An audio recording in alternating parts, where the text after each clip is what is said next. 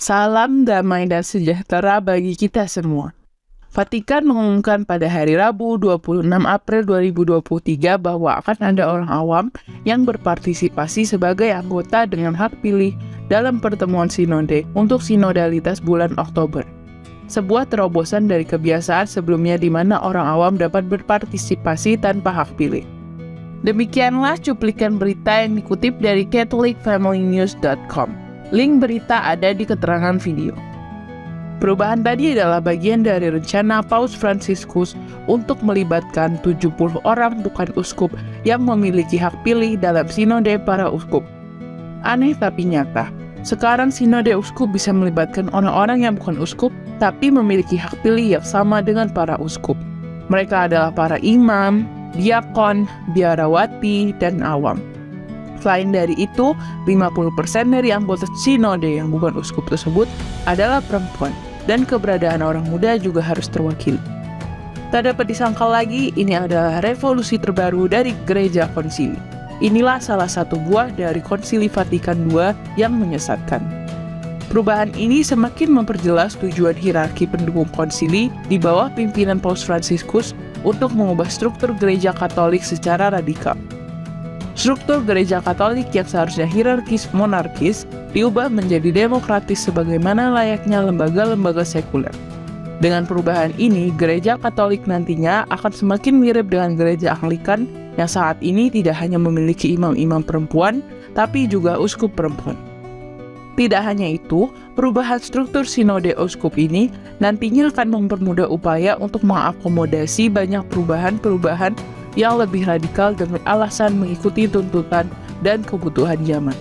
Seperti misalnya semakin lunaknya ajaran gereja tentang LGBT, perceraian, kontrasepsi, atau bahkan juga aborsi dan euthanasia.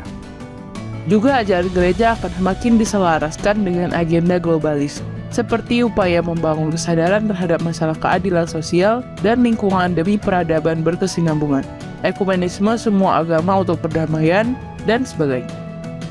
Mungkin itulah wajah Gereja Katolik yang diinginkan oleh dunia, yaitu Gereja Katolik yang selaras dengan nilai-nilai dunia yang terus berubah mengikuti perkembangan zaman. Tapi apakah itu wajah Gereja Katolik yang dikehendaki Tuhan? Pastinya tidak. Tuhan mendirikan gerejanya sebagai sarana untuk mewartakan sabdanya yang sama dari zaman ke zaman demi keselamatan jiwa-jiwa.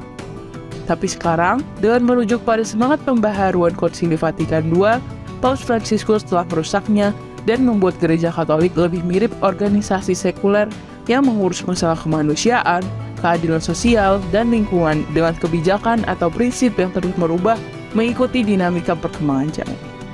Lebih jauh lagi dengan mengubah sistem hierarkis monarkis menjadi demokratis, kini Gereja Katolik tidak lagi mendengarkan suara Tuhan dari atas, melainkan mendengarkan suara manusia dengan segala keinginan dan kecenderungan dosanya.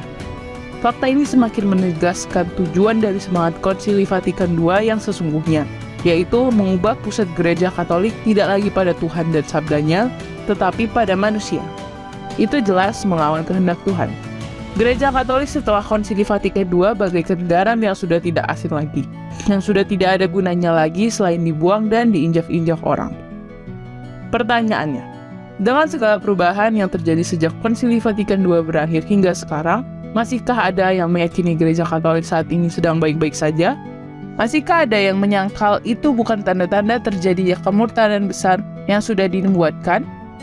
Haruskah kita tetap diam dan mengikuti arus? Atau kita punya pilihan lain yang sejalan dengan kehendak Tuhan? Silakan tulis tanggapan Anda tentang masalah ini di kolom komentar. Terima kasih atas perhatian Anda. Viva Cristo Rey!